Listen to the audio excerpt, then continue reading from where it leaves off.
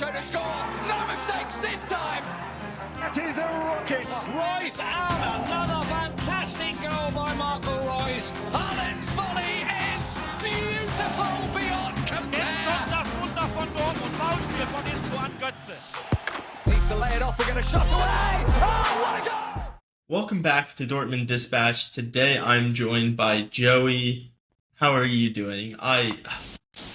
I feel bad. This is the first week we've missed in so long, but we're back. We're still here. We're still making podcasts. Joey, how are you? Sorry, I had to get that off my chest.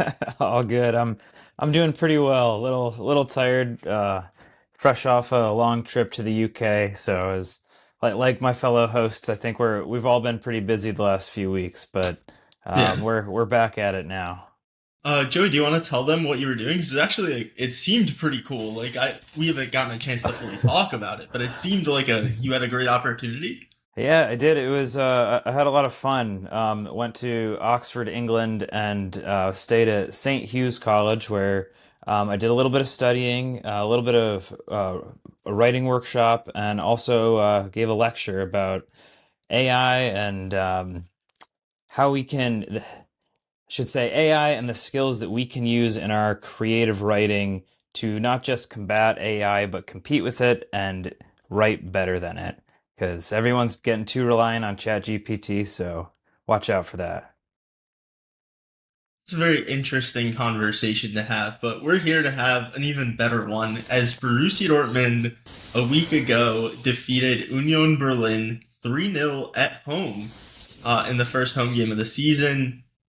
Joey, are you buying into this as a good performance, or are you looking at this as like, oh, it's Borussia Dortmund at home? Like, what is going on here? What do you think happened? Well, I mean, what I think happened is we won. Actually, that's what I know happened. I would say this is a promising performance. I mean, granted, I was not able to watch the opener against St. Pauli.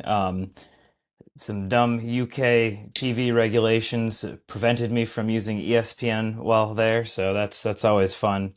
But I do think that I would say this was a promising performance. I mean, Guirassy pulled out a couple of really nice goals, especially that 1-2 with Maxi Bayer. We saw a really nice take on and assist from Jan Couto in this match. So I think there's plenty that we can talk about in terms of the good. Was this convincing to the point that I think Borussia Dortmund is going to challenge for the title? I'm not so sure. I think we were a bit sloppy in possession at times, and I really think if we'd been a little bit more clinical, this could have been a 5-0 win. I mean, all that said, I am happy with 3-0 against Union Berlin. That is a team that can be a bit of a thorn in Dortmund's side from time to time. But it was also really important that we bounced back after getting a draw on the opening day. So overall, I'd say I'm pretty happy with the match.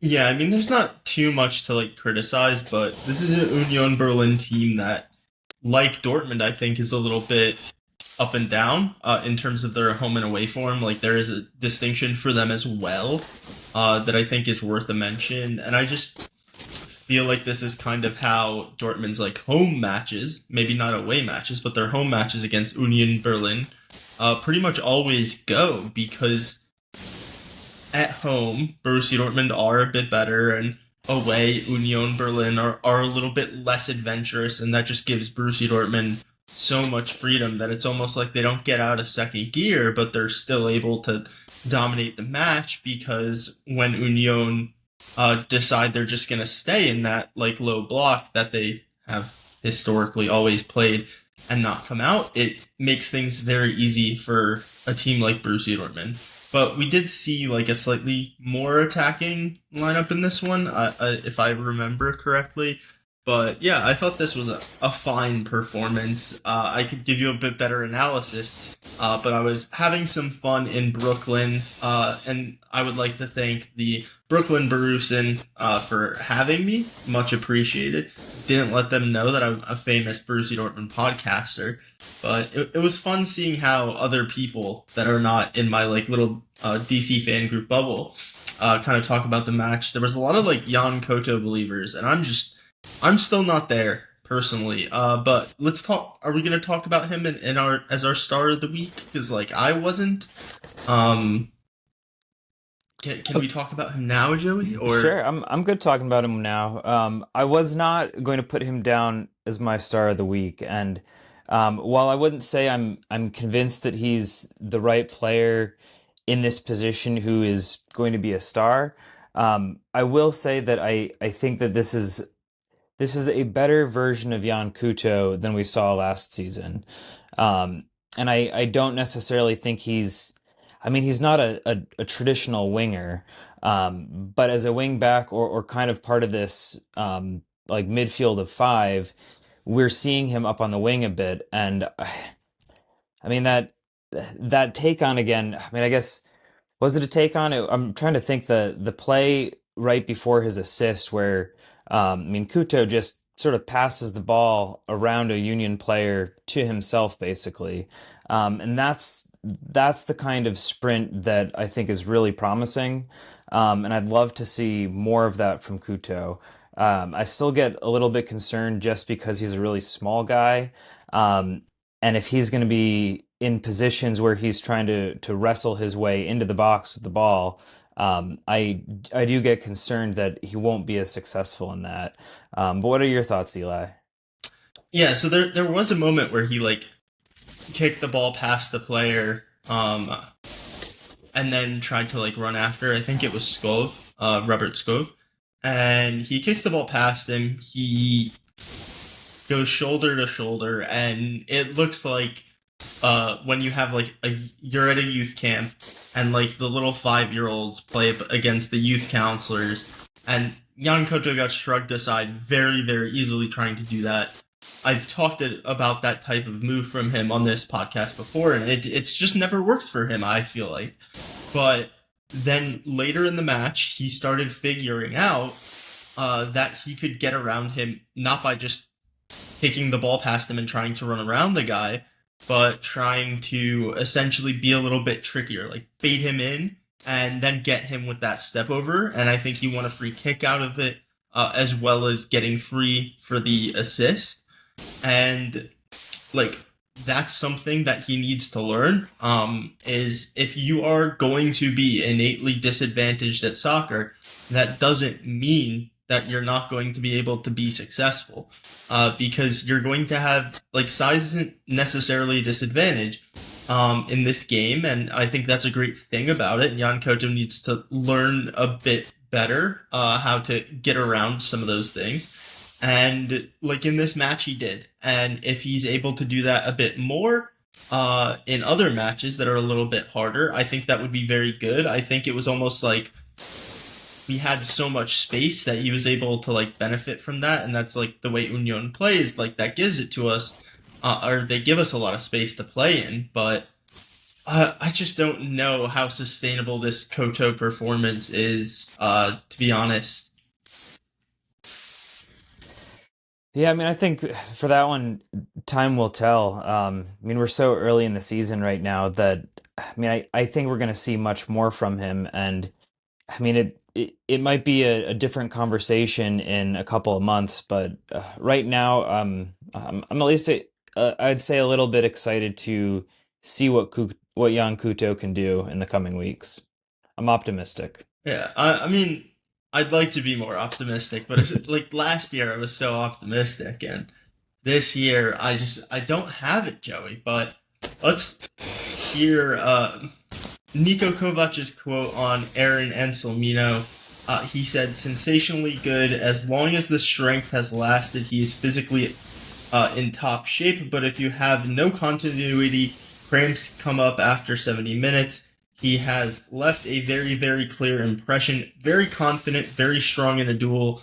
What are your thoughts on Anselmino? I'm gonna say that in my view, not looking at stats or anything, just from watching him, I'd say it was a satisfactory performance. I'm not I don't feel comfortable necessarily raving about his abilities. I think what impressed me the most about him was just his ability to integrate into the squad so quickly. It's a very late loan signing.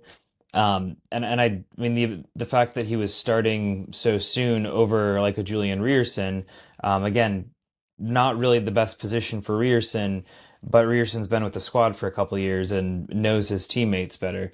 So from that aspect, I was impressed seeing him start. Um, I I don't necessarily think that this is, the outstanding player that um, maybe some hope. And I do wonder how many minutes he'll see if both Schlotterbeck and Niklas Sula are fit. And both of those players I would still probably prefer over Anselmino. But again, as kind of a stopgap player, knowing that he's alone with no option to buy, I have to say I'm satisfied with that performance. Yeah, so there are a lot of positives, but let's also remember there was that one moment where he lets his man in behind, and Mhm. this to me, he gives up the 1v1. He's able to get away with it more through Union's own struggles. But this is again, if we talk about Philip Omane, I think people were too harsh because the goal uh on the first goal goes in when he loses man for the header, and then the second one, like, okay, it's a penalty, whatever. But I think we're being a little too harsh, almost because the goals went in, if that makes sense. Whereas Anselmino gets away with it. Um, in the same way, I think people are very harsh on Julian Brandt and are almost like, oh, he cannot play at all with the ball in our own third because of that one pass against Holstein Kiel. When you have a player like Ian Matson, who's not criticized in that way, when he had a pass against Atletico Madrid, which almost cost us a Champions League final, and then he had the pass against Real Madrid in the final, I believe, where they did go on to score. But it just goes to show how the other player's decision making on the other team can affect opinion of a player so much, because I think Anselmino's performance deserves a lot of credit. But I will say that against Union Berlin, he did make a mistake, and for the most part, we didn't really have to defend. Like, they're almost like a lot of the defensive interactions he did have to do were almost because his positioning was less than perfect, which I will 100% forgive a player because it's his first match. He probably speaks 3 words of German at this point, and so he can only really communicate with Koto um, in Koto's second language. But yeah, I think what really impressed me was in the first half, the passing was very conservative, kind of as you would expect for a player that hasn't played with this team before. But then he did play one really nice pass into a central area on a long ball later in the match, and that to me was okay, this guy is not just a fast young defender that Chelsea took a gamble on because he can run. This is a guy with some technical ability, and that to me impressed me more than the defending, which I thought was fine. There's not a lot to look at in any Union Berlin game. Even the game they won, they didn't put up a ton of shots, a ton of XG, anything like that. This is just a team that is averse to attacking. So you don't want to credit him too much on the defensive side. Let's hold out. Let's see a bigger sample size. But he was good, I will say. You have anything more, or? I don't think so. I mean, again, it's really just a judgment based on this one single game. So we'll see how he does moving forward. And I mean, I think it will be also interesting to see if he gets the nod to start over Filippo Mane, who will be returning from his red card suspension. Because there is part of me that even if Anselmino is a little bit stronger of a player, I might still rather see Mane get out there and get more experience just because he's an academy player. Yeah, I think Mane will find minutes this season, but I think that, especially after his first performance, you may see when he comes back into the team, it's as that, like, 70th minute replacement. Like, I would really appreciate if this season we can just, like, even if it's just for the 20 minutes, like, obviously, like, the quote I just read, it was, they credit it being cramps, but even if we just, like, can prevent a guy from being, like, take a guy off his feet for 20 minutes, in our back line, with, like, a 2-goal lead, like, I'd be very happy, to see that, and I think that's a good way to help get Mane's confidence back up and show that you still have the belief in him and stuff like that, so that's where I am with Mane. Like, I think you do need to, like, earn it, and I think, like, Anselmino hasn't necessarily earned 100% locked-in starting place over a Sula, a Schlotterbeck, an Anton, because, like, the sample size that we've seen as Dortmund fans is so small and against, like, inferior opposition at home, but, like, if he makes a mistake, I will be there to start calling for it with you, because I'd rather see Mane make a mistake than Anselmino. Me too. Just because, like, long term for the club, what's best? Because are we winning this year? I'm not so convinced, but let's move on, Joey. I'll give you the first crack. There's a real obvious answer. It's who's your star of the week, though. I mean, know. You could be different.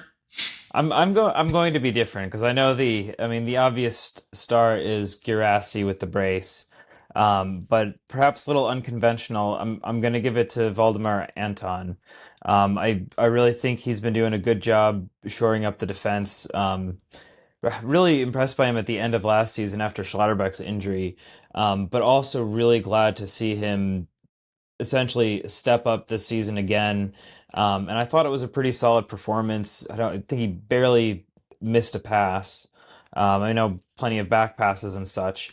And I do wish he could be a little bit stronger with his aerial duels, given that he is over 6 feet tall. But I'm happy with him as the main center back in this back three system at the moment. So I'll give him my star. Well, this Joey, time around. The stats back you up in some ways. They do not in others. So you said he hardly misplaced a pass. He misplaced 3. Out of 100 though. So I was teasing you on that account because you were right on there. And then in terms of the aerial duels, it's 1 out of 5. And yeah, I was gonna say I wish he could be a bit better on those aerial duels, but at least he's good with his feet. Yeah, but yeah.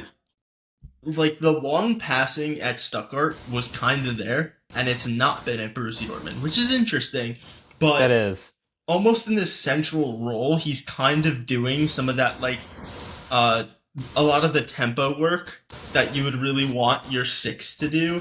If you're playing a 4 at the back, he's been able to do that in the middle of the back 3, just quickly getting the ball to Kobel, Bensebaini, Schlotterbeck, Sula, in this match, Anselmino, like, he's getting the ball out wide, quickly. He's, like, it's almost the timing of, like, as soon as he gets pressed a little bit, he's getting rid of it at, like, the right time, it feels like, in a lot of these passes, because, like, the long-range passing just at Dortmund has not been there for whatever reason. I don't know why, but yeah, he was setting, like, the tempo and kind of dictating play, and I think that's, like, a bit of an underrated quality about him that we've seen in this new role in the middle of the back 3.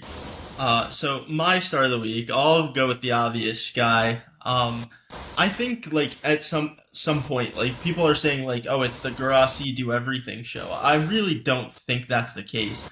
I think Borussia Dortmund is set up to play in a very specific way where this guy is being, like, we're just kicking the ball at him. Like, that's essentially the strategy in the final third to some degree. And, like, you see at points in this match, the finishing's not there, and then all of a sudden, you blink and he's got 2. And it's very much like the Cristiano Ronaldo at Real Madrid, where the entire attack is built around getting this guy the ball. and sometimes it works, sometimes it doesn't. But Guirassy played very well overall in this match, so came away with a brace.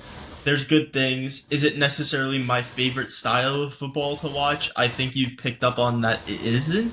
But Guirassy's playing very well. He played very well in this match, so he'll be the star of the week. And we can go into our dud of the week. Joey, who is your choice here?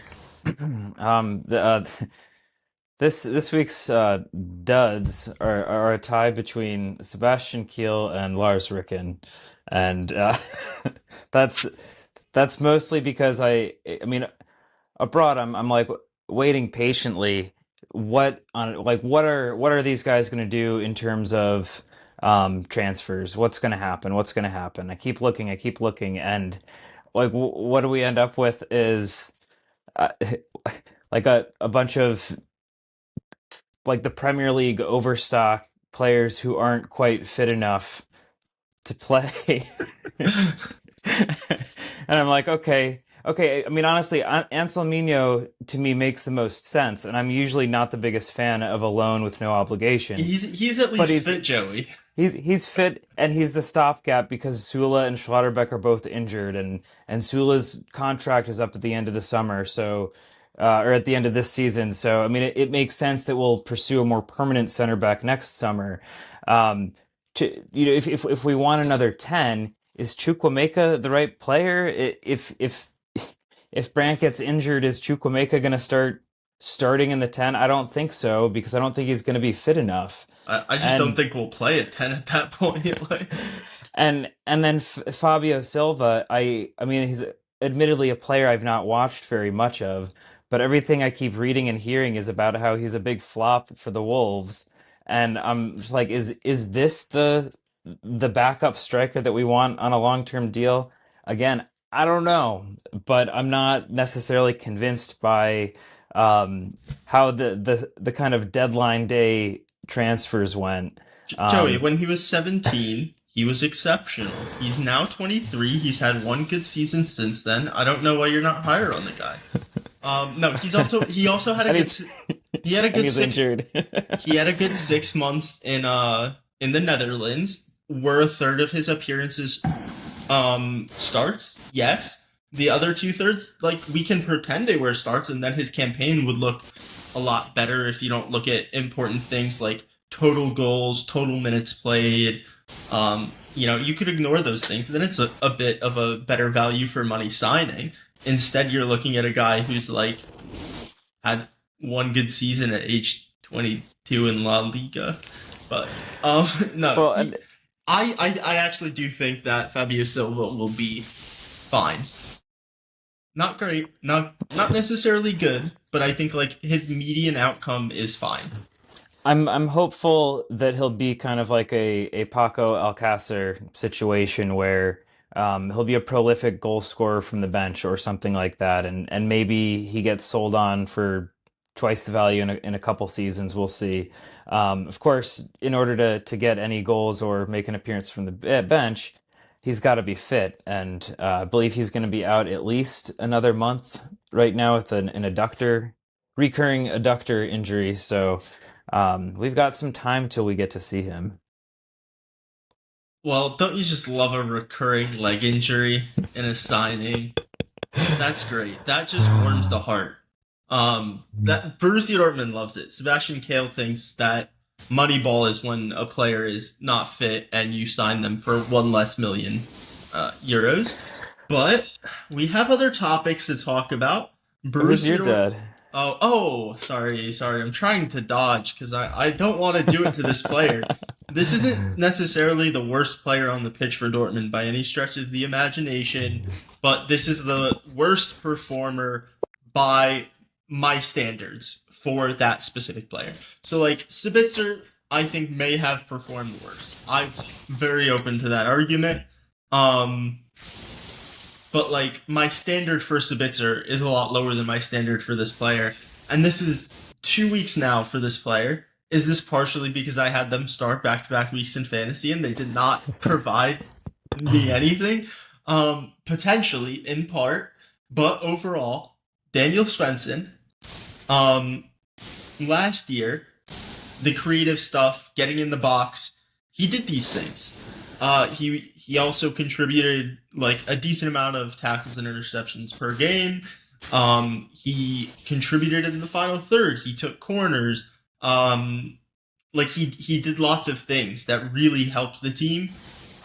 Beyond just like running hard and being in the right position, he's still running hard. He's still in the right position, but like this isn't Julian. I'm almost saying it like it's an insult. Like it's not Julian Ryerson. Like um I have such high expectations for Daniel Svensson because I think he can be a big contributor in all phases of play, and this is a guy that I specifically think can provide an extra creative option in the final third.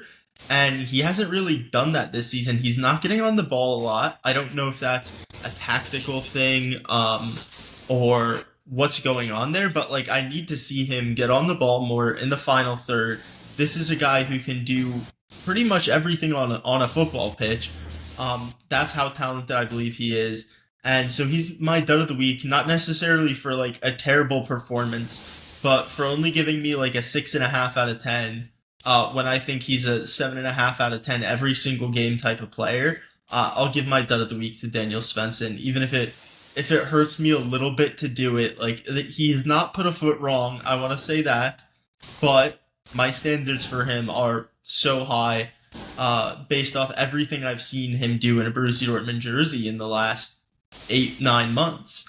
But yeah, so let's move on. We have a preview. Heidenheim versus Borussia Dortmund. I'm not sure the loan rules. Are we gonna get their old keeper Mueller, or are we gonna get Arloni and Ramai? Do we know? Ooh, I mean, I've just kind of assumed Ramai because he's been starting for them, but I don't know if there's a stipulation in the loan agreement that would say he can't perform. Um, I I have no idea. I know I certain hope we see countries him. have it, but I'm not. I'm Yeah, so far like if Football Manager came out last season, they skipped a year. I would be able to tell you because I do a Borussia Dortmund save every year. But right now, I'm still stuck on FM24, and I'm doing like my third non-league to Premier League save. So my I can't tell you the loan rules around that right now. I'm my sorry. my guess is we probably will say Ramai or see Ramai, and I'm only basing that on the fact that I think Alexander Nubel usually still plays against Bayern Munich. Um, Again, that's what I'm basing it Yeah, off of and nothing else. But that's I, fair. Oh, I mean, Kale, come on, like Mueller last season, the last 2 seasons was a little poor. I don't know. Could have been a nice little clause, and it's only 180 minutes of development he would have lost out on. But anyway, Heidenheim lost their first 2 games of the season to Wolfsburg 3-1 and RB Leipzig, the advertising cans 2-0, but battered their DFB Pokal opponents. If anyone's heard of this team, I will send you money because there is no way. It's Bollinger. They beat them 5-0. They also sold Leo Ciencia to Southampton, who was their best attacker last year and was slated to probably be their most important player this year. He's no longer with them. If we do not win this game, this would be like arguably our most embarrassing dropping of points in I, so long. In like I can think of a few in the last couple this, seasons. no, Joey, I think this Heidenheim team is so nailed on to go down. Like I think they're like Darmstadt levels from when they went down. I think like this is a team that should not win more than 2 Bundesliga games this season. So Well, I've been watching Borussia Dortmund long enough to know that this is the exact kind of match that we're going to make more complicated than it needs to be. And I think because we tend to see Dortmund struggle with the newly promoted sides, with the teams that are fighting for relegation, I think that'll be a test of Niko Kovac. Because if Dortmund can put to bed the matches against the teams that we should be able to beat easily on paper, then that's going to be a lot of guaranteed points this season. Especially, I mean, I don't disagree with you. I think that this is a very poor Heidenheim side. Um, my fear is really just that Dortmund sometimes plays down to the opponent, rather than sticking to their guns and just scoring a bunch of goals, because this should be or this should be a win by a multi-goal margin, and it should be a strong away victory. Is there any player that you think is like going to be a surprise starter? Like any changes to the 11 against Union for you? I honestly, I think it'll be kind of an interesting one. I'm not entirely sure what Kovac is going to do. Um, Partially because I think Adeyemi is probably due for a start. I think we could see him get the nod ahead of maybe like Maxi Bayer. I also think that Kovac may have like half his mind on Champions League, which I believe starts midweek. Is that Juventus? I want to say, and I think in that kind of sense, we could also see a player like Pascal Gross start instead of maybe a Marcel Sabitzer. But Sabitzer does certainly seem to be a preferred player under Niko Kovac. So I'm really just speculating. I'm not entirely sure what changes we'll see. I almost think that Sabitzer's like a more easily replaced player. Like in the Champions League, I'd expect like Kovac to be a bit more comfortable starting Mecha and Job together. So I almost think you could see one of them stay on the bench, Sabitzer stay in the 11, and then against Juventus, you might see a guy like um, or you might see Nemecha and Job together for the first time and have it be a little bit more combative in there, a little bit more athletic, if that makes sense, to kind of match some of the things like Juventus can do with Kefren Turam and McKennie if he's still starting there. Um, but overall, like I think the worst case scenario is kind of like the cup match where it's like we're hanging around, we're making it way more interesting for the neutrals than it needs to be. And then someone, whether it's Garasi or anyone else, will find a way to win us the match. Like that's my worst case scenario. My minimum expectation of this match is a 3-0 win. I would also not be opposed to seeing, although Fabio Silva's not fit yet, so that kind of takes away my dream of like him potentially rotating in for Juventus, and allowing us to see Maxi Bayer and Karim Adeyemi alongside Garasi. So that takes away my hopes and dreams. But yeah, can I get a score prediction from you before we move on? Yeah, I mean, I I'm being a little optimistic, but I think I'm gonna go with a 4-1 win. 4-1, okay. So Dortmund players nominated for the German national team: Maxi Bayer, fresh off his performance with an assist against Union, Valdemar Anton, and Pascal Gross. The German national team, profoundly disappointing. Do you have any comments beyond that?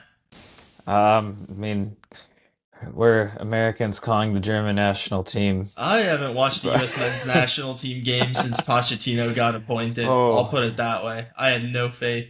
yeah, Um, somehow we've gotten worse. So, they're starting MLS players I've never heard of. I'm gonna be honest. I'm not like I saw this guy like Blackman is 29 years old, starting at center back next to Tim Ream. I'm like, yeah, how did he get in there?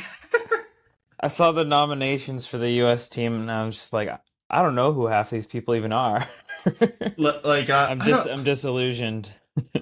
like is Trusty great? No, but like I'd take him over that guy I'd never heard of. Is Kevin Carter? I don't know. I don't know. We have non-American viewers, so we got to move on. I don't care about the U.S. men's national team. I'll say that. Um, they haven't given me a reason to. Anyway, we talked about Fabio Silva's adductor injury, so he'll be out at least another 4 weeks. Build reported that, so that means like around 3 from the time you're hearing this podcast. Um, oh my God, do we have to talk about the Sebastian Kale comments? Like, I don't. I feel like we already have. They're a bit laughable, if you ask me. We have to sign players because we have 50 games in a season. You're criticizing me for the ones I've signed. We have 50 games this season. Aren't you happy that I filled out the squad? Well, what do we do when Serhu gets injured? Was I supposed Like, to do my job well, or was like, I well, just supposed to like check the boxes? I don't know. like Um, I don't know, what do we do when Girassi gets injured? Because Silva is, we signed him injured. I will read the quote since I've basically mocked it at this point. So Sebastian Kale said on the criticism of signing Fabio Silva, of course we need a player like that. What happens if Serhu Guirassy is out for a while? We've probably got 50 games this season, plus the international matches. Given our goals and expectations, we can't play with one proper striker. Sometimes Serhu has to be relieved even when he's fit. Am I like completely forgetting the fact that Maxi Bayer specifically stated he only liked to be played centrally last season? No, and we paid more for Maxi Bayer too. and that Maxi Bayer didn't start all the games we won like last season centrally while Guirassy was out. Like not the first 4 games when Shaheen was like, why would I ever play Maxi Bayer through the middle? But like when Kovac was the manager. And Serhu Guirassy missed, I believe it was 3 or 4 games. Maxi Bayer started up front. He played through the middle. Joey, did we lose a single one of those games? I'm not sure that we did. We did not. Anyway. I seem to remember Adeyemi and Bayer making a pretty dynamic duo up front as well. I mean, just imagine as a center back, There's options. You're getting told to mark those 2 guys. Like, that's a nightmare. That's like you are so used to like a more physical guy who's gonna stand in the middle of the pitch and run around in the box, and then instead of that, you're getting these 2 like U23 players that are fast as and that are just like drifting out wherever they feel like it. Like that's a nightmare. Like you have no idea what space you need to cover or where the players are going to attack. And they're very fast, and when you have the ball, you have Maxi Bayer running at you full speed for 90 minutes. It does not sound like a good time. But, we'll see what Fabio Silva is able to provide. I think his median out, like, this is not the highest ceiling signing. I've talked about it all summer. There's a guy, Lucas Stassin. They had very similar numbers, but Stassin is 3 years younger. His numbers are a little bit better in every single way. And in particular, his creative numbers are a lot better. And that would almost fit much better with Guirassy, with Maxi Bayer, who's not necessarily great creatively, although he did have assists in this past match. Or even Karim Adeyemi, because he still has the size to play with Karim Adeyemi. And he can create a new dynamic in attack where both him and Adeyemi can both create and score. So like I would have preferred that. He was rumored to be available for around 20 million euros, but instead he will be in the second tier in France doing whatever you do there. But yeah. Anyway, Dortmund have drawn Eintracht Frankfurt for the next round of the DFB Pokal. Joey, what are your thoughts before I talk about this?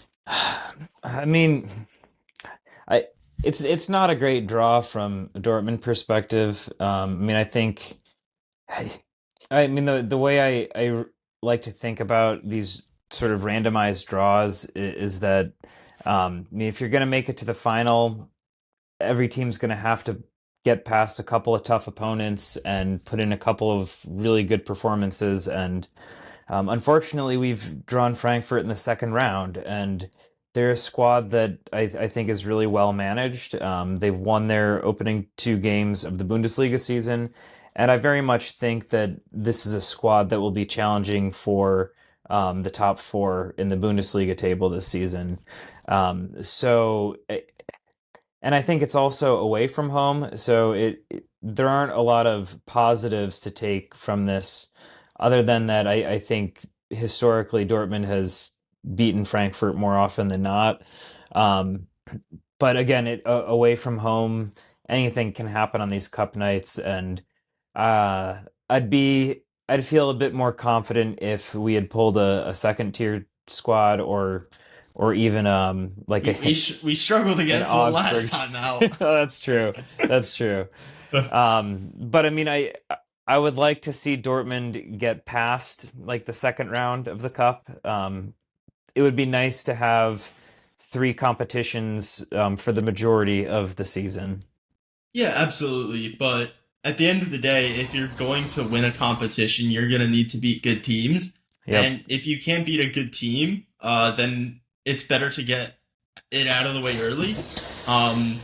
That's a like good point. this is very much a winnable game, and Borussia Dortmund should win it. I think you have the better squad on paper. You have a little bit more squad cohesiveness. Like you've turned over a lot fewer players than Frankfurt have, and I think they've looked unreal to start the season, Frankfurt. But you're Borussia Dortmund, like play like it. Like if you expect to compete in three competitions, you have to be able to beat teams like Frankfurt away at some point. And it might as well be now.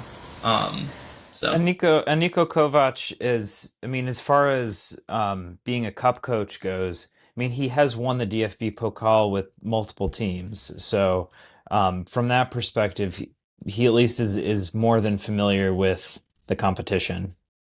yeah, absolutely. Like this is a game Dortmund can win. Is it a little like would you maybe like to see Dortmund have another get right match against a weak team and win 5-0? Like it's always fun to watch Dortmund win, but it's also fun to watch competitive games. And this is a game that, like, if Borussia Dortmund are going to compete this year, they need to win. And like, the worst case scenario is like you don't have to play like another 2 matches a season to like lose to the first good team you face in the DFB Pokal. And Sebastian Kehl said we've got 50 games to play. Well, we could end up with 48 if we lose this. No, like I think Dortmund can win this. I think they need to have that mentality, and I'd be really disappointed if they lose. But I don't have confidence. Well said. Julian Brandt undergoes surgery on his arm, but has the chance to still feature this coming weekend. Are you worried about this? How do you feel? He had this at the weekend to still put up, I believe, 0.7 something expected assists. Played pretty well, in my opinion. I'm not terribly worried about this. I mean, this is the guy who like broke his wrist in the Club World Cup game and then was still played 4 days later with a big brace on his arm. So I'm sure that whatever surgery he had, which I think is to help the healing process of this same injury, whatever surgery that was, I'm sure his arm will be wrapped up in whatever bright yellow bandages they use, and he'll probably be just fine. If it was a surgery on one of his legs or hip or something, then I wouldn't expect to see him this weekend. But given that it is his wrist, I expect to see him feature. If he doesn't start, then I'm sure we'll see him from the bench. I don't know. Do you think there's like a chance that we're maybe trying to sell the threat of a Julian Brandt appearance more than the reality of one? Do you think they're gonna maybe keep him safe in case they want him against Juventus? Like That's actually a good point. I mean, I do think that's a possibility, and I mean, I am just speculating. I don't know how much pain the guy's in. I mean, if he needed surgery, then clearly things weren't healing right. So maybe we will see him rested and see a more prominent feature against Juventus. And in some ways, that is probably the smarter decision to make. But if it's the smarter decision, it's probably not the Dortmund decision. well, you never know, Joey. A broken clock is right once or twice a day. But we do have our first fantasy Bundesliga update. I was pushing to wait until week 3 because I really want to overcome my 2,300 point gap that I've set myself back. after finishing in, I believe, 5th last year, or was it 6th? But anyway, we're up to 163 members. So first of all, Ooh. thank you to everyone for competing. That's actually like an incredible number to hit. That's impressive. It's all because of you, Joey. I mean, last year when it was just us lowly originals, we only had about 90. And this Doubled year, it. we've nearly doubled it, which is incredible. Would love to nearly double our podcast views, but haven't quite done that. But our top 5 are gonna start. Let's go with 5 first. We'll count up instead of down. We have Dylan's Dortmund Dynasty in 5th. Nap Enthusiast. I could use one of those right now. In 4th. And then we have Junior Inteligente in 3rd. And in 2nd, this is a name that's been spoken many times on our podcast. It's Alfredo Pacinos. So that guy was in our top 5 last year, I believe, as well. I think I remember that name. In 1st, we have Hamidi 1909. So shout out Hamidi 1909. He is currently in the top spot of the Dortmund Dispatch Bundesliga fantasy team, but I will be back. Do not worry, guys. I started out very poorly in the first 2 weeks last year, and then I was pretty good after that. So I'm putting my money behind Pints for Bayer if he's playing again. I gotta lock in. Let's see. He's in 14th. 14th, not bad. Just love that name. Chad, you suck. If you're still listening, I will catch up to you this year. I did not last year. I am so far back to start this year as well. But yeah, thank you guys all for participating. That you can follow me on TikTok at e.brand.thrifts for all your men's clothing content and Borussia Dortmund game day outfits. To see what I wear to watch the Borussia Dortmund games at my local bar. Joey, is there anything you want to plug? Are you teaching more classes? I do have a bit of a unrelated to the writing plugs, but I do have a bit of a Dortmund related plug. And that is if anybody lives in the Raleigh-Durham or Chapel Hill region of North Carolina, I've been working a bit with some folks at Borussia Dortmund's New York City office to put together a fan club for this region. So stay tuned on that. It's going to be called Borussian Triangle, referring to the research triangle of Raleigh, Durham, and Chapel Hill, and aiming to have our first formal event as a viewing or match viewing of, I think, the October 18th match against Bayern Munich. So stay tuned on that and reach out to me if you have any questions, and I'll keep you posted on that. Yeah, and as someone that attends their local fan club and has attended multiple local fan clubs in the United States, it is truly a different experience when you're able to go in person to celebrate the highs and lows with your Borussia Dortmund friends or family, whatever you prefer. I think that's like truly a different watching experience, and you will really like it if you go out. And I have met Joey in person, so I can say he is a wonderful person. He's very nice. You will very much enjoy his company, and if you see him, tell him that your favorite podcast host is probably Pedro, because it's that's just probably the answer, you know. Anyway, sorry, I just wanted to surprise Joey by saying it's not me, saying someone other than myself, which is the true answer. But thank you guys for tuning in, and have a good one. Thanks, guys.